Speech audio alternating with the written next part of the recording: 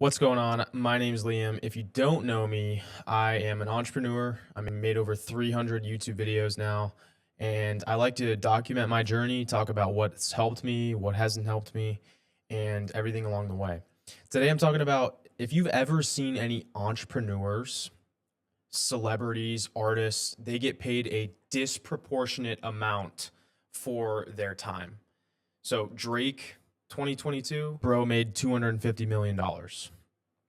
Joe Rogan makes 50 to 80 million dollars a year on his podcast alone.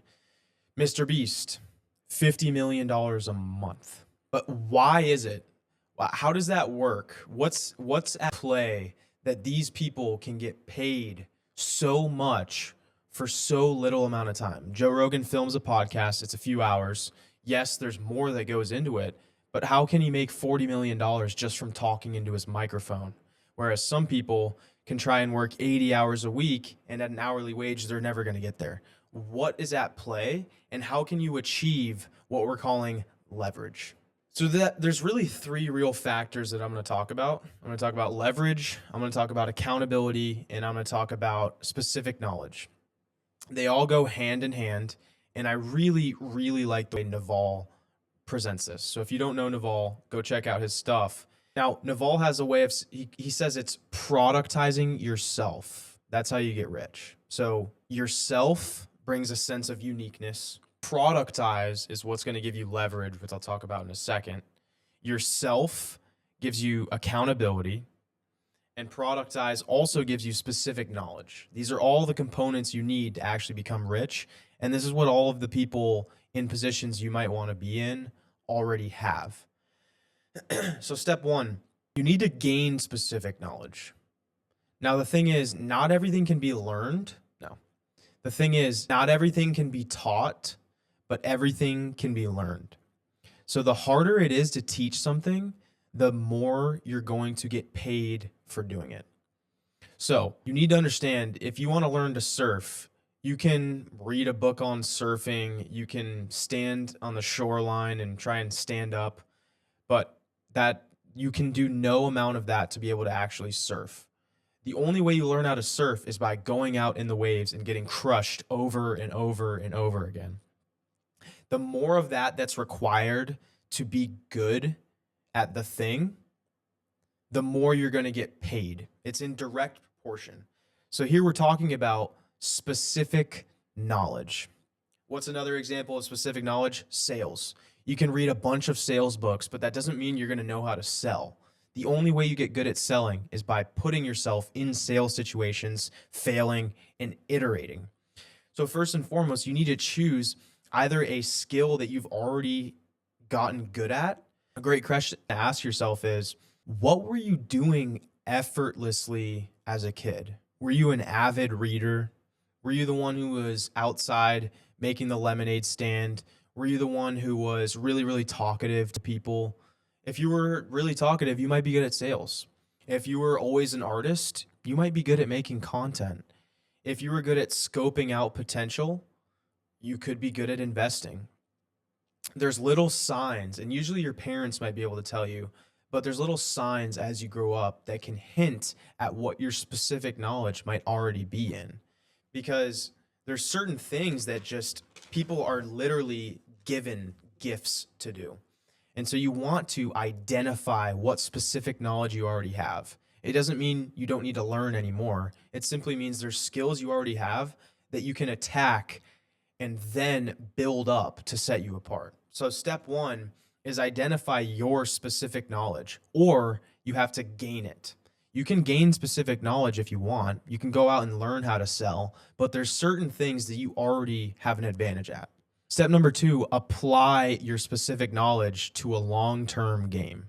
If you didn't know, it took MrBeast 4 years to get just 1,000 subs. 1,000 subs. It only took me, I think 3 or 4 months to get 1,000 subs. It took me 100 videos to get 1,000 subs. It took MrBeast 4 years. That means he was chipping away at this thing. Oh my gosh, 300 times 3 times 4 is 12. That's 1,200 days this guy was chipping away at YouTube without seeing any real success.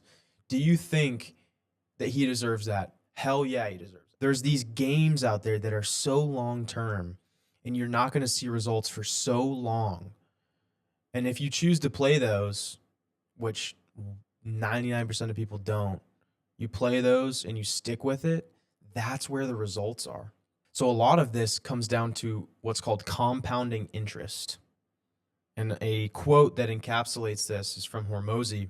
He says, extraordinary accomplishments come from doing ordinary things for an extraordinary amount of time. That's all this stuff is. Anything.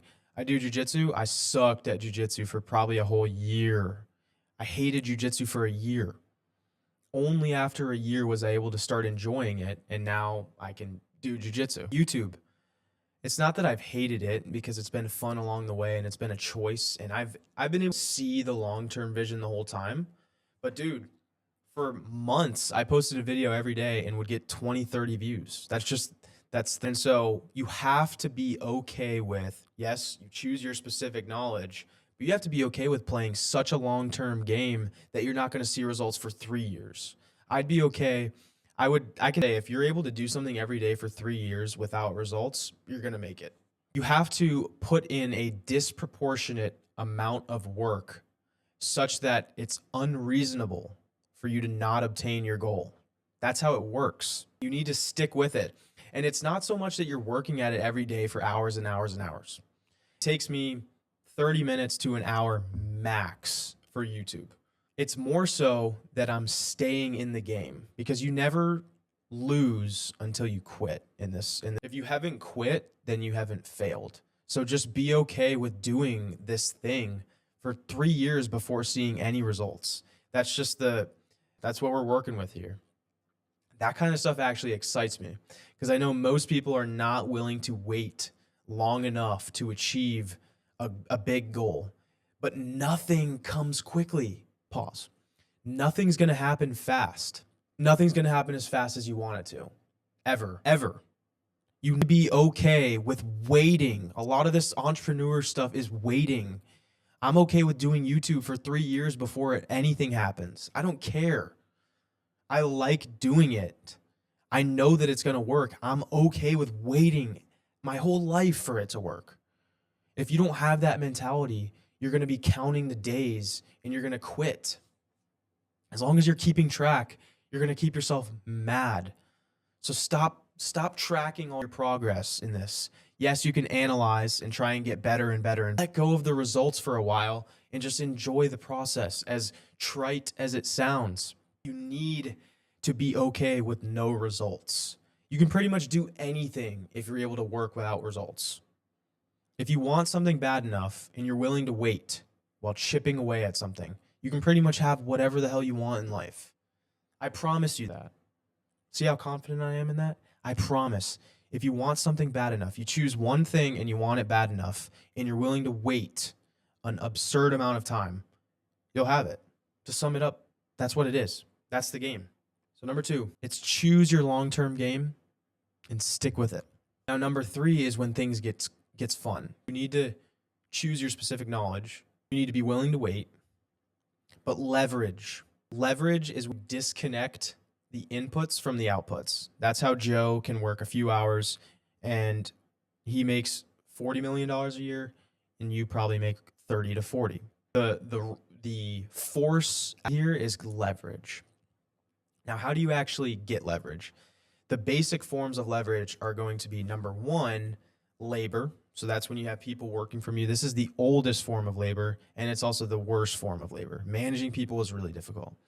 Then you have money or capital. This is a newer form of leverage, but then again, it's permissioned. So someone has to give you money and someone has to give you permission to lead them. So both labor and capital require permission. Now the other one is media. So me making this video right now, nobody gave me permission to do this. I can do this as much as I want, and it's infinite. I can replicate it over and over and over again. There's no cost of replication to make media. That's why it's one of the best forms of leverage, and that's why Joe is able to talk into the microphone and make 40 mil a year. Now, why is Joe able to do that? Well, he's built credibility. So anything fruitful has accountability attached to it. Why do entrepreneurs make more than basic employees? Because they're there with the upside. They take much of the upside, but then when things go bad, they take a lot of the downside. So the business owner, they're doing at a certain point, they're doing less for their time, which you might think, oh, that's so dumb. He doesn't work. No, the business owner accrues all of this risk to run the business. So yeah, of course they get all the upside. Of course their inputs are disconnected from their outputs. When the business goes down, who gets paid first? It's the employees, not the business owner. So as the business owner, you need to be willing to fail in public. When I make a video, I'm willing to be humiliated by my friends, by people who see the videos. I do not care. But that is why eventually my inputs, I'm going to be able to post a video and make money from it because I don't give a shit right now. I really don't. I'll make the video. I'm willing to be humiliated for years before I make money. I don't care. That's accountability. And accountability is a very, very strong force. If you go out and sell, if you're in a basic sales job, you're taking on accountability because if you don't do well, you don't make any money. That's how sales works. But if you do well, you get paid much better than an average employee. So you have accountability attached. Now, to build that credibility, you just have to be willing to take credit in public and put yourself out there. You have to be willing to be humiliated. So these are the basic steps, and realize that a lot of it is picking the right game to play. Hard work is very, very important. You work hard, and you're going to have to work hard to get stuff that other people don't have. But a lot of it is just choosing what you do, because you can work at the corner store and work 80 hours a week, work your ass off. That's hard work, but you're getting paid 30, 40 grand a year. That's because you chose the wrong thing to do. Sure, you have hard work, but if you don't choose the right thing to work hard at, you're not going to be fruitful at all. So it's actually more about what you choose to work on. If you took those 80 hours a week and put it into YouTube for 3 years, what do you think would happen? You think that after putting shots up on YouTube for 3 years, you're not going to gain some traction? You're stupid, bro. This stuff explodes and you have no idea when it's going to happen. So why would you not put as many shots up on goal as you possibly can? Make the video, post it, and wait. And do that over and over and over and over again until it's absurd that it would not have worked. Do you realize that you can remove the luck from this whole game? You can win, guaranteed. Isn't that insane? I'm going to win at YouTube, guaranteed. I know it. I'm so confident in it because I'm chipping away at this thing and I'm willing to do it. Dude, I'll do this shit for a decade before I get paid. I don't care. And that's a dangerous mentality to have.